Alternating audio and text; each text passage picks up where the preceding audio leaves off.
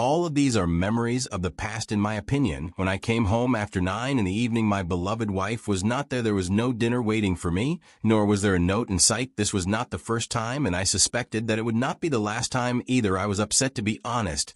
No, not anymore. I had felt for a while that something was wrong. At first, I was probably angry, or at least I thought I should have been, but as they say, we learn with time, or we learn to adapt. That's how it was with me. You can call me Chase Ryer. I am 185 centimeters tall, weigh about 90 kilograms, and am 26 years old. I started working at the age of 18. Right after graduating from high school, I started as a carpenter who just hammered nails. Over time, I learned more, made friends, built relationships, and developed further. About a year and a half ago, I became independent. I started living on my own. With little money, a significant number of people, not overwhelming, but sufficient, have started building properties, and need a building contractor. I can build anything from a separate lobby to a 2-story house or a farm. Even though I'm no Frank Lloyd Wright, working with my friends and a few contractors trying to get into business for themselves, I'm doing okay. For me, it works out now. You know a little about me. You may be wondering why I always come home so late. The weather is great. It's already June, and if not now, well, then let's talk about my wife. She is a cheerful,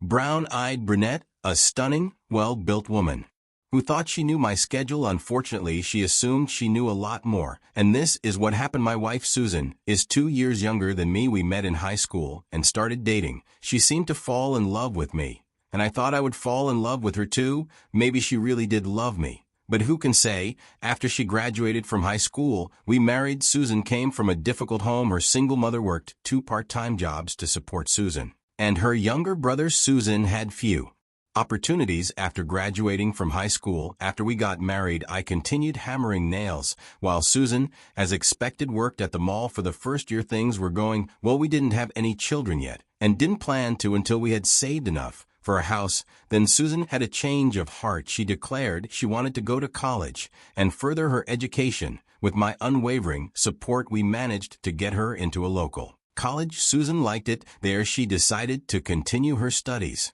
for 4 years. Although she was an avid reader, she wasn't particularly good at maths. She decided to study psychology. Susan believed that with a psychology degree, she would be able to work with people, ideally with children in schools or local government. I supported her and covered the cost of books, tuition, and all other study-related expenses. Susan was wholeheartedly into it. She reduced her hours at the mall to concentrate on her studies and eventually quit. Her hard work paid off. Susan graduated from college in 3.5 years. Even though it normally takes 4 years, everything seemed perfect. At least I thought so.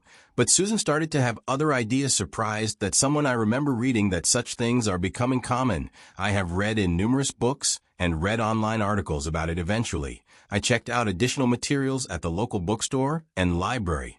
I don't have a college degree, but I'm not stupid. During Susan's senior year of college, I started to recognize the typical subconscious signals. Anyone who has ever experienced this knows what I mean. Condescending comments, eye-rolling, stating the obvious, evasive answers to legitimate questions, disdain, and behavior that I would describe as overly critical. Who exactly was Susan trying to deceive? She was beginning to feel like she had outgrown the person she once loved. Even though he continued to support her, she thought she had become wiser from taking a few college courses and term papers. I watched her. At first I dismissed it, but as things got worse, I got angry. But soon I realized how pointless my anger was anyway. I just took it all, and instead of being angry, I was just sad. I was young, but I really loved her. Even if it would have broken my heart, I would have been able to handle it if she had expressed a desire to move out. That's about it. Up until now, I've just rambled. I'll do my best to describe how things really started to go wrong. It happened on a Tuesday night not too long ago.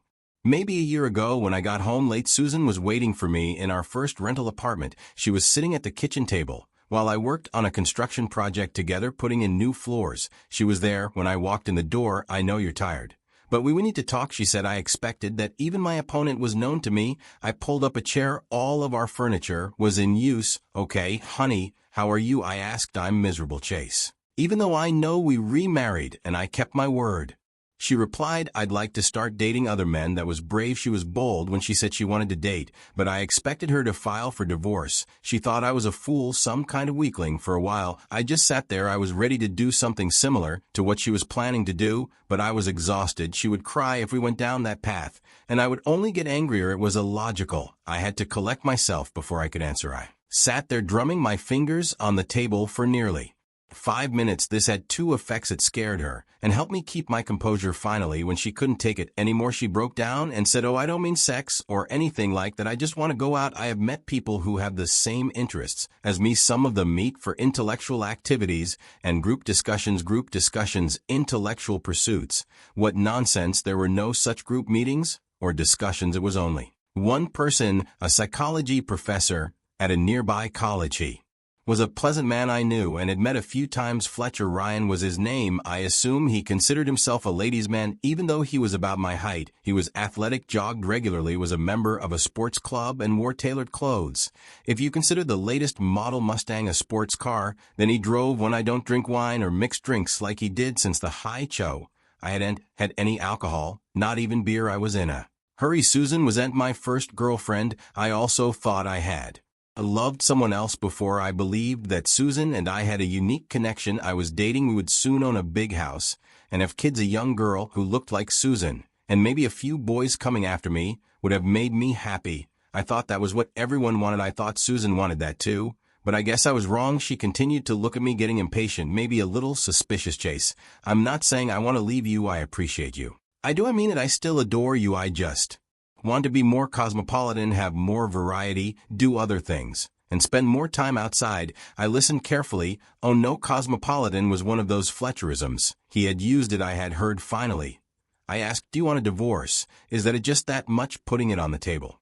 I assumed she would either leave it there and think about it or take it. She decided to ignore it and leaned back in her seat. I held her tight and watched her get more and more agitated. Her face went pale and then reddened. No, my goal is to stay married. I just swear not. I explained, thinking about how well my parents had raised me. You just want to have sex with Ryan Fletcher. Or did I say this time? She blushed to the roots of her hair. No, I'm faithful to you. I will stay faithful to you. I just want to meet new people and spend more time with other people, she said, realizing I knew more than she thought. What made you think Mr. Fletcher? I guessed it was either Ryan or Ryan. Honey, when they were alone, I stretched and yawned. Listen, I'm exhausted. I'm going to bed now. I added, you tell me tomorrow night what you really want. If you need any advice, just call your beloved Ryan. I continued, oh, and no sex tonight. Anyway, you're probably full, I said as I got up and went upstairs to bed. I thought she came after me, but I don't remember falling asleep straight away, at least not really straight away. I've been thinking about a lot of things. The next morning I woke up at my usual time and found her in the kitchen. She had made coffee. I didn't eat breakfast often. I usually just took a cup with me and grabbed a pastry from Dark Donuts on the way. This morning I expected nothing else, as Susan had never interrupted my routine. The lunch she always made for me was pleasant, but nothing more. I was both right and wrong that morning, expecting her. As I went downstairs, listen, honey, what I said last night was wrong, she admitted. I wish I could take it back. Let's pretend I didn't say anything. I am at peace with you. I don't care about anything else. She took a step forward, perhaps expecting a hug or a kiss, which wasn't very likely. I gave her a smile, hoping it would be casual. It's okay. Will you be home tonight? She asked, feigning seriousness and becoming quite serious. Of course, I will be home, I repeated what I had said the night before as I went out the back door. Okay, so talk to Ryan about everything and let me know what you decide tonight. And then I made my way to my truck. As I left, I heard her reply from behind the door, Chase, I'm not meeting anyone, and especially not Ryan. As I climbed into my pickup, I turned around and waved. Who was she trying to fool on the way to work? I started to think. In hindsight, I realized that it was a bad idea to do this before work, as a lot of the work depends on accuracy and safety. Deep thinking can be a hindrance. However, it was a pleasant 40-minute drive, and I figured I would take some time to think. I would solve the problem, I think, canonically, but I'm not an engineer. I've narrowed my thoughts down to 4 or maybe 5 key points. At first, I always thought I was enough for Susan. Besides, I thought she was mature and confident, only 6 years old. There shouldn't be any if I wasn't enough, and by that I didn't even mean the sex. Then something else happened. Damn, Susan herself could be and could use some help in this area. But that's another topic. It had to be this college mystery. Of course, I was a carpenter, while guys like Fletcher were very educated. It reminded me of the classic Matt Damon movie Good Will Hunting. In one scene, Matt completely dominated a college student in a bar. Many of the characters in this movie, however, were able to see behind the facade. Susan, in my case, was too young and in love to differentiate between the real me and the sparkly Fletcher. I must have been frustrated that she couldn't see it, but I was powerless to change it. Worse, if she couldn't see it now, she would never see it. That was painful. I loved Susan, but I knew that at some point she would leave me for someone else. If not now, then sometime in the future. Secondly, not only what she said made me deeply sad, but also what she did emotionally. If not physically, it was painful to admit. It was like watching someone gradually vanish into thin air as I lay alone in bed last night, and when I woke up this morning, they get smaller and smaller until they become invisible. That reminds me of death. I suppose she slipped away from me. I was dying too, and so was Susan. It was a terrible feeling to watch. Thirdly, I was scared of what other people would think. I thought about it and wondered who would care. But then I put it aside. It would be their loss, not mine. I admired her mother and younger brother, but my brothers and parents would be worried. They would calm down. However, once they understood what was going on, there were still my friends and colleagues who would care. They would not choose sides in a likely divorce, and even if they did, it would not matter. And then there was the money. We had no children and very little money. However, if we did get a divorce, I might have to pay maintenance from my new business. At least Susan was back on her feet. I didn't like that, but I thought if I hired the right lawyer, there would be ways around it. And lastly, how would I feel about myself? My security would be devastated. I would be lonely, at least dying, and my heart was already broken. On the other hand, maybe not. I had friends, but I haps an oat. I loved her. Ginger McAllister was the first. Ginger was my second choice, but Susan was the one I proposed to. Even better, Ginger had gotten married and divorced while I was married. I didn't just ponder. Since I got married, I knew she did too. Without hesitation, she jumped into bed with another man. I wondered if she ever thought about me while she was with her husband. She probably did. I'm sure I thought about her. Sometimes. Ginger worked at the local hospital as a nurse. She was employed and showed affection towards me. I knew she was single and available. Maybe I would have made a better decision because I had a reasonable alternative. That's life sometimes. I went to work, had a productive day, and then headed home. Susan was already there. When I arrived, we ate the delicious dinner she had prepared. After eating, I got onto the subject. What did you decide, Susan? She reached out her arm and took my hand. Chase, you are loved. I apologize for my words. It was foolish, probably. I just wasn't thinking. These gatherings with other men and group discussions are not meant for dating. Oh, Chase, she started. I didn't mean dating at all. I was referring to group discussions with other men. I didn't think this was real. I didn't want to cause trouble. But she and Fletcher seemed to be up to something. They were just going to carry on like this. Listen, Susan, I said you have a degree in psychology. You will use your skills to help people once you find a job. I don't want to put any obstacles in your way. Attending group seminars or discussions could help you prepare and possibly find a job. Do you really think that? She inquired. I smiled at her, hoping it was both considerate and approving. If you think it's a good idea. She climbed onto my lap, closing the gap between us. Thank you for your support, but I do and think I need to do anything like that. Honey, you have my undying love. Then she gave me a passionate kiss. To be honest, I felt like I had just granted complete freedom. As long as I didn't know she could slip into bed with Fletcher without a problem, I let out a moan.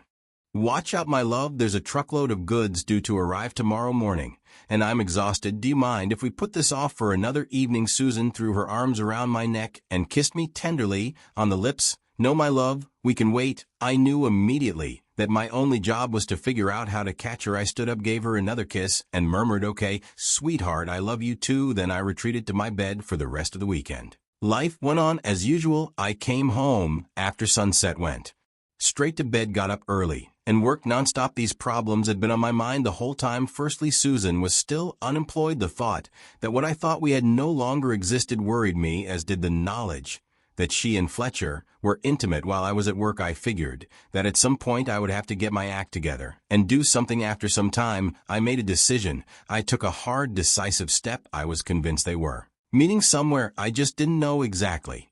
Where I decided that I would confront Fletcher if they were using my house, I wouldn't be nearly as concerned if they were using his apartment a motel or an office on campus. I realized this was about Susan, not Fletcher. It had to be Fletcher. But if it was him, it could have been someone else. Oh, Fletcher was a crook, a frat boy, and an idiot who had easily managed to get a job at a small, obscure college.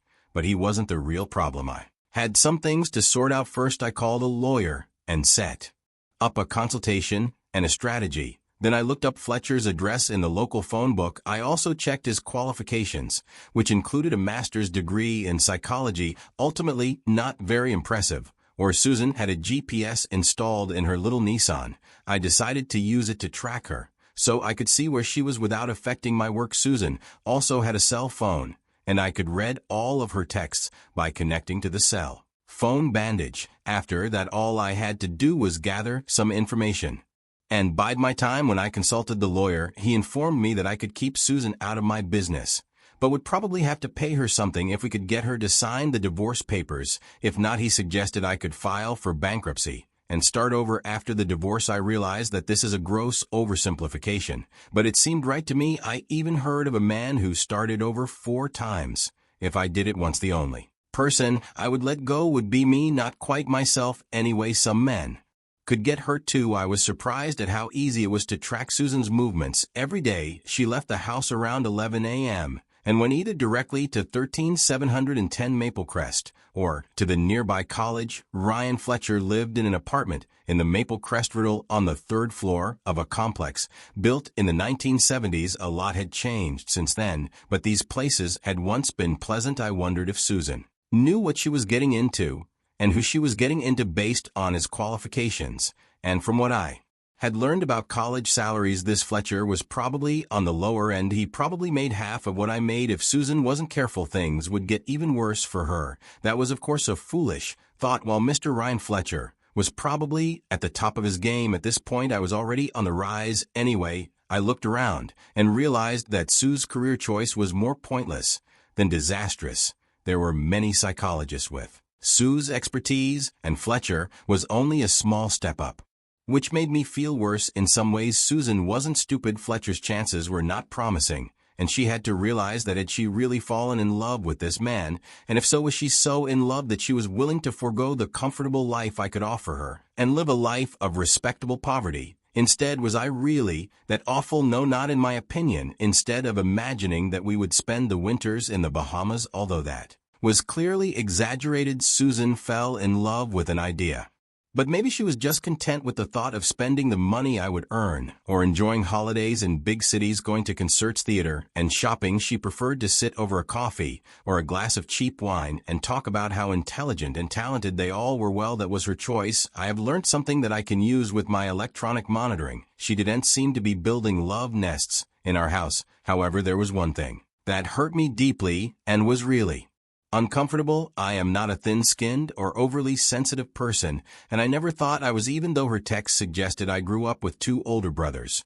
But her messages cut me deep. They hurt immensely. I read that an unfaithful lover rarely tells the truth. It made no difference whether that was true or not. She said something horrible to Fletcher, words that were incredibly painful. They pierced my heart like a knife. What was left of my affection just flowed out through a deep wound. So we are back to the first night of everything. The time to act had come. As I had already mentioned, I had spoken to my lawyer about everything. I had not the intention to hurt someone. Susan could have him. If she needed a man with a leather jacket, I would go ahead. I would be fine. So I put a note on the table before I turned in for the night. I was planning to pack everything up before I left for work in the morning, but that wasn't the case at all. As I pulled into the driveway, I heard a car and saw the lights. Just as I was about to fall asleep, I peeked out the window. Susan was there, and she wasn't alone. Susan and Ryan Fletcher came in the front door as I walked down the stairs and pulled a pair of shorts over my underwear. Wow, what a surprise. What is it? I thought. When Susan saw me, I flinched slightly.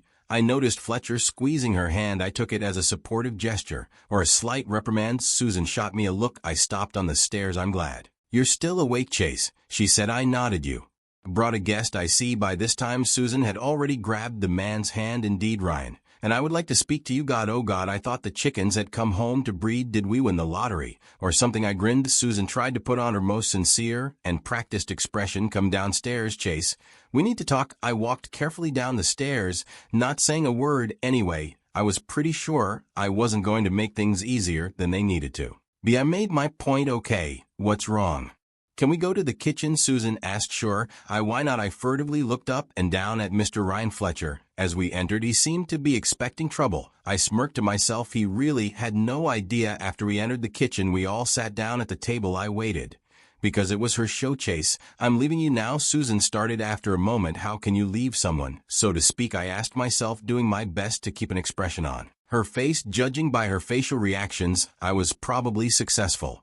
How is that going to work? I asked. Fletcher's mouth opened. I have been thinking about it with Susan. I interrupted him at the moment.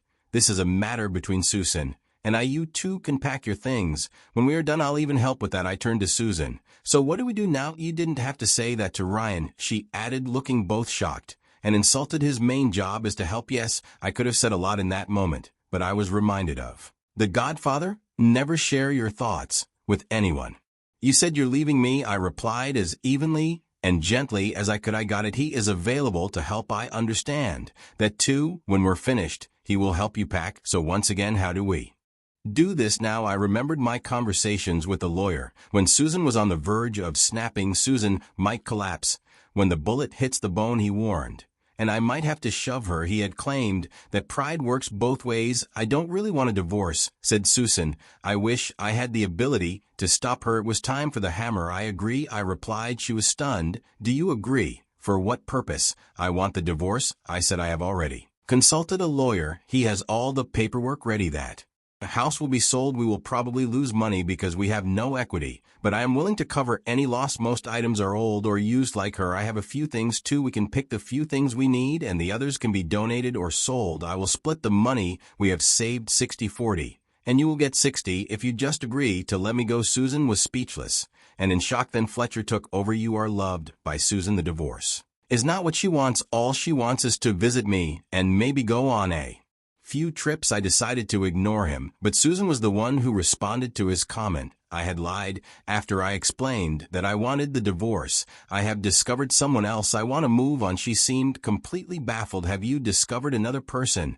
I have stayed true to my story. I have decided it is over between us after finding out about you two and moving on. Will you let me go now? Susan, please don't blame Ginger for everything. Susan shot back. I had her pride comes before the fall, as they say. Susan got angry. I had interrupted her. As she passed, I struck with a sharp blow. In fact, once again, she was on the defensive. My reply, I would prefer not to. Susan growled. Well, Chase, in a cobra-like tone, you got it. I am signing the documents your lawyer is sending me. I am letting you go. I straightened up. I will call him as soon as I wake up. I will personally see to it that you receive them tomorrow. You will be with Ryan, I assume? Yes, said Susan, straightened her shoulders, and flashed her eyes sparkling at Ryan. I will be nonchalantly, I said. Fine. I glanced at Fletcher. Shall we start packing? He looked as if he had been struck by lightning. Then I knew Susan had made a mistake. Well, I think so, he stammered. Well, I said. I looked at Susan and said, let's get started. You collect your personal hygiene items. I will take the rest of your things to Ryan. After that, everything went very quickly. Susan filled an overnight bag with her soap and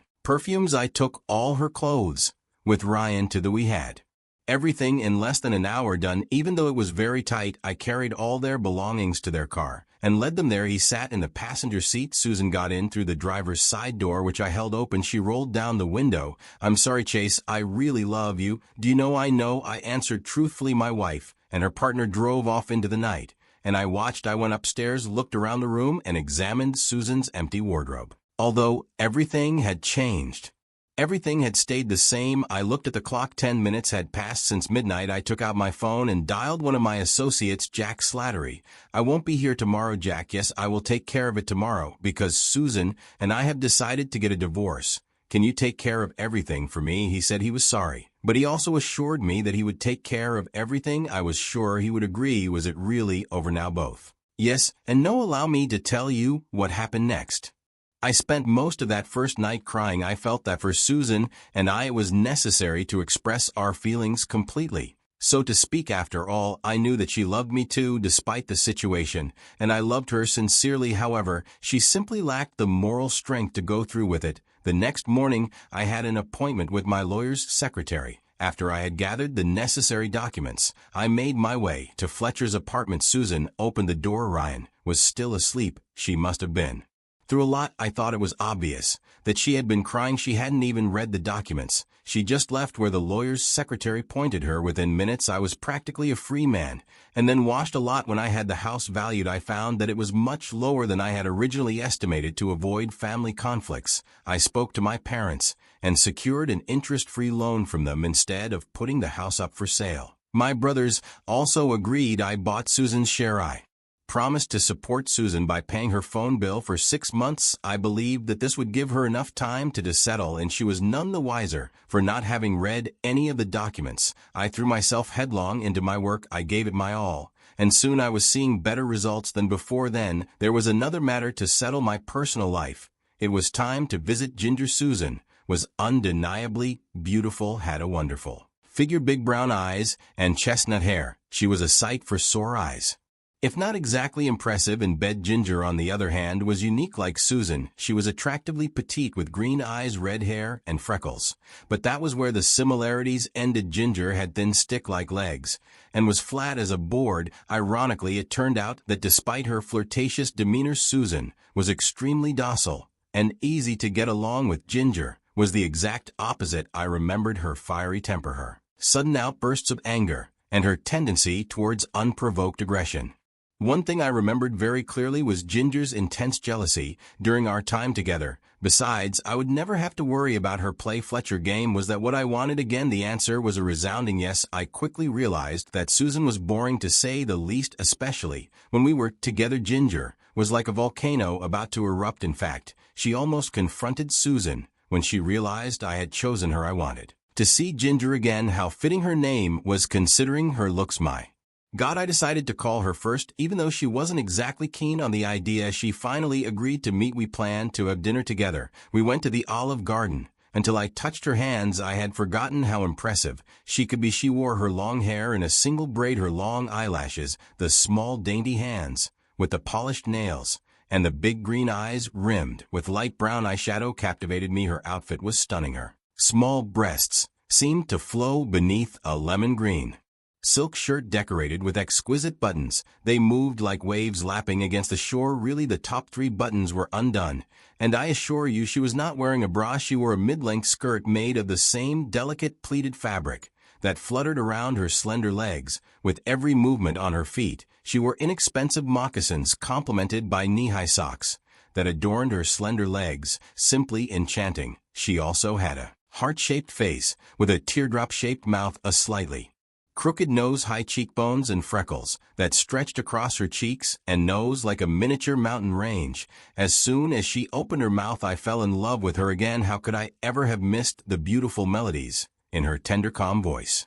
It sounded like the happy, lyrical music of a nightingale, the song of a songbird, or a spring morning. She didn't say much until we entered the restaurant and sat down at the table. What did she say to me? Then you gave up that beauty and came to me, she said, returning to second place. She went from nightingale to hawk. It was incredible. I enjoyed it. I shot back, yes, exactly. What are you saying? She hit me exactly where it hurt. You missed your chance. Because I was already married. She was a devout Catholic. I remembered when we were together I hadn't made any advances to her. That's fine, I replied. I'll take my time. She was ready. There's no turning back this time, and not for a penny and a pound. I'll take what I can get, even if it's kept in reserve, I said. Then it hit me, and she completely stunned me. My first marriage didn't work out this time. I want a fairy tale, she remarked. I was prepared. Shall we go and choose a ring, or do you want to eat something first? She burst out laughing. Come on, you idiot. Then in the autumn, we got married, a lavish wedding. She came from a big family, was Catholic, and as I said, had high standards. But that didn't matter, because I was a Methodist. She was a stunning bride, a red-haired giant who shone like the lighthouse of Alexandria, led the little street urchin down the aisle. Since then I've never looked back. I've only made one mistake, and I won't make another. And what has become of Susan? Ryan desired her. Despite his love for her, he refused. He decided to marry her poor stupid Susan. She used the oldest and stupidest trick in the world. She went off her medication. Because she thought he would marry her if she got pregnant, he drove to the mountains. But she got pregnant. We are not pregnant yet, but Ginger and I are trying to get pregnant. We see her occasionally. Poor stupid Susan, even though she studied psychology, she is aimless. Yes, she works at the mall and she has about 5 months until she is. Do I assure everyone I did not cause it? I feel little sorry for her. She has turned out just like her mother, and everything seems to be going according to plan here. Life really does go on.